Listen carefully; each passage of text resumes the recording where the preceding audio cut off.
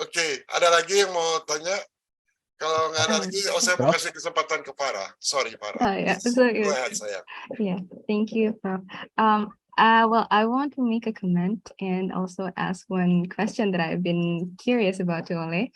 But first of all, since Prof. Richard and Dr. Mari has been discussing about the education in Indonesia or any parts of the world, education in the formal schools and so on. So as I said before, I have once volunteered in an organization. So in that organization, I have an experience that we wanted to make an additional or a new curriculum towards the students of the primary schools or the middle school, because we think that we have to build our characters much earlier in life. Because when we grow older, then it will be hard to shape it, right? So we actually made an effort to try to formulate how can we change the curriculum to the government, right? Because it will be hard if it's not implemented in schools. But then as we are making that effort, it is actually very hard because of the bureaucracy and everything. So we ended up making an informal classes that provides character building and so on for children, for the unfortunate ones, of course. And yeah, I think in order for us to change that, we need to be in the leading in the government, I think, because it will be hard to change it. And then, well, as for my question for Ole, well, you mentioned that you've been having many challenges in life ever since you started your truth-seeking journey. You said you've been shot, or your families are threatened, or many even others, your friends or anyone, you said that they are assassinated and so on. So what I want to question is, how did you manage to convince yourself to continue this journey? Because it's a hard decision, right? So actually, sorry, Ole. Actually, there are two questions about you, about how to change something established like curriculum. Maybe Mari can answer that. I would very much like to, if I can answer that one as well. Yeah. Is that okay? Sure. Yeah. I'm a very good friend of a woman in the US called Charlotte Iserbyt. Charlotte Iserbyt, very strange name, but wonderful woman. And she was, during the Reagan administration, she was put as head of education in the US. And she was given this beautiful office near the White House and in Washington and all. And she was like, I don't understand why have they chosen me? I'm not the best one. But they said, no, you're the one we want. Okay, so she said, great.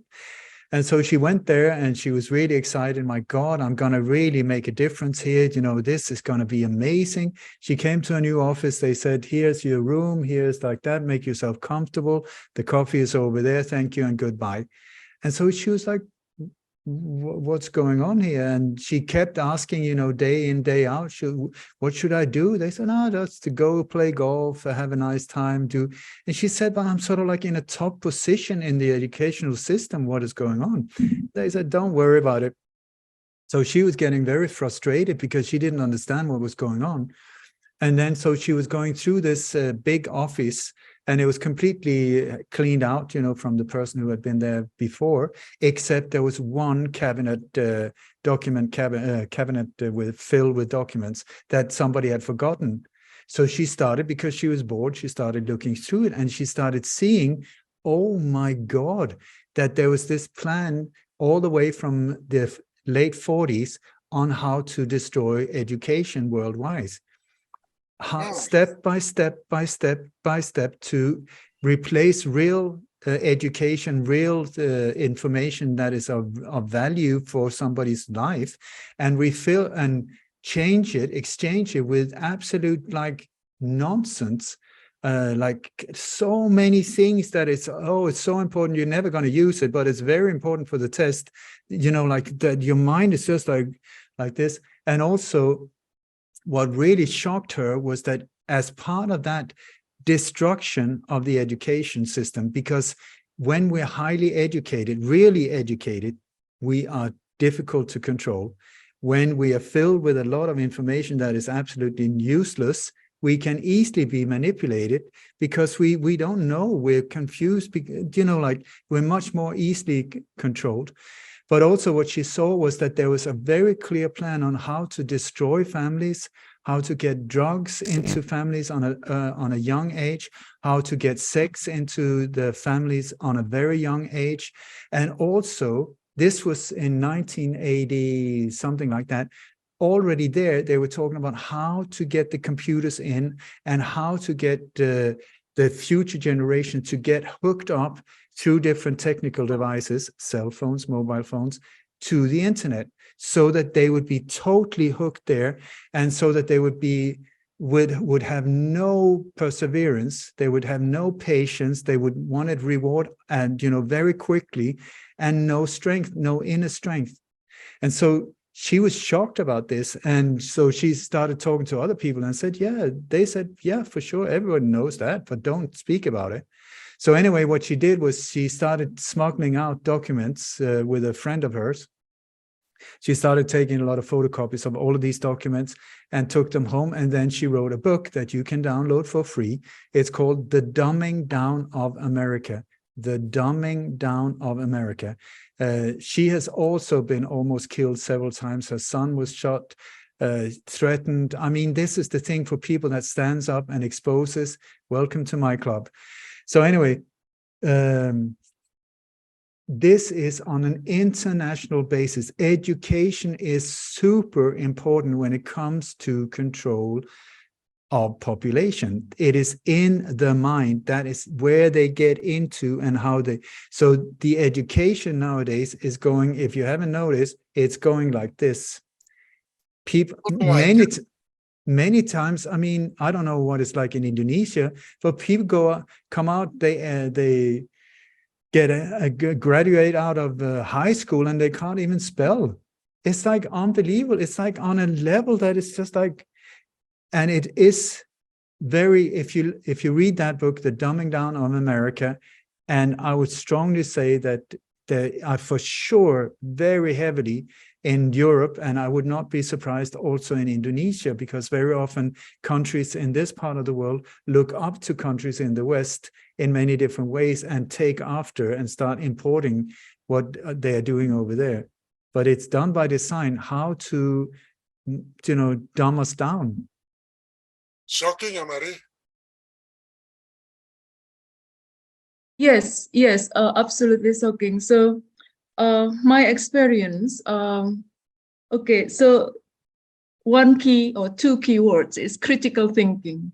So I think, Farah, when you talk about curriculum and how to change or improve curriculum, I think it needs to be directed into one goal, which actually enable students, scholars, or anyone to have the freedom to think critically.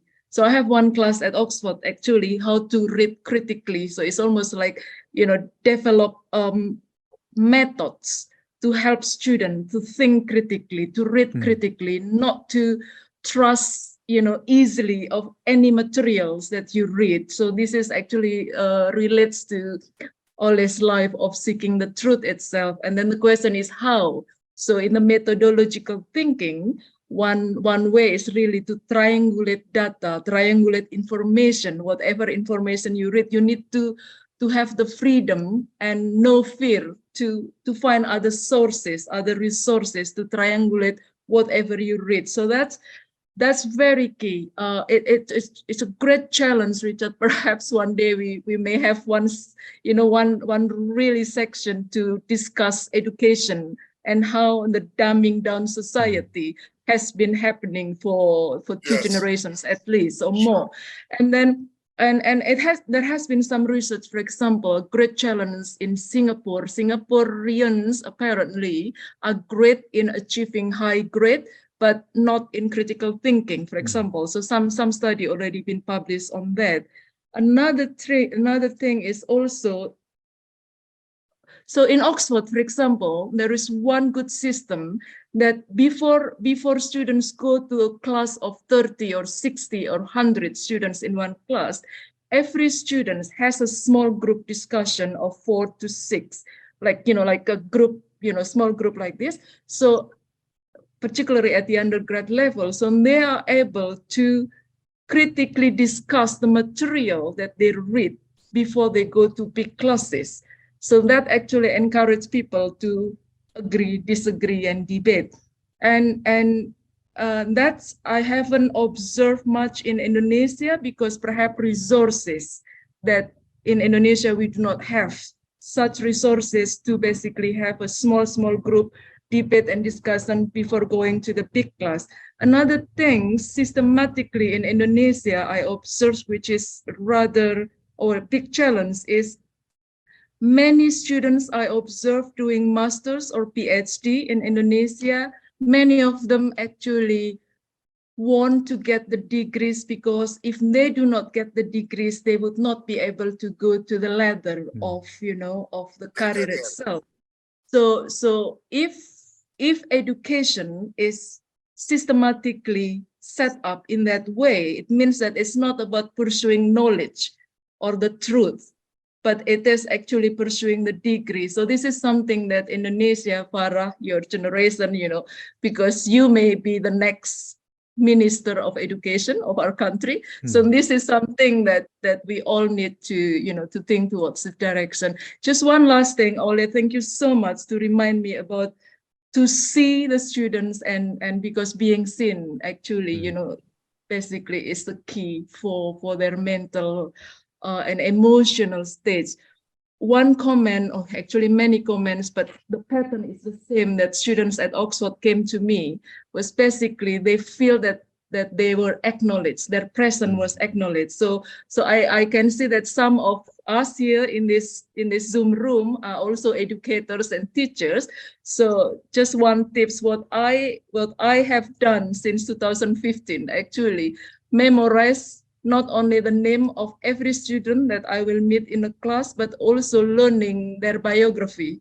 So for example, I will say, oh, Farah, before coming to Oxford, I understand that you did statistical study or computer science, things like that. So they felt that they are actually being acknowledged and being seen. So thank you for that, for reminding me that actually, something that every one of us needs to pursue. Thank you, Richard.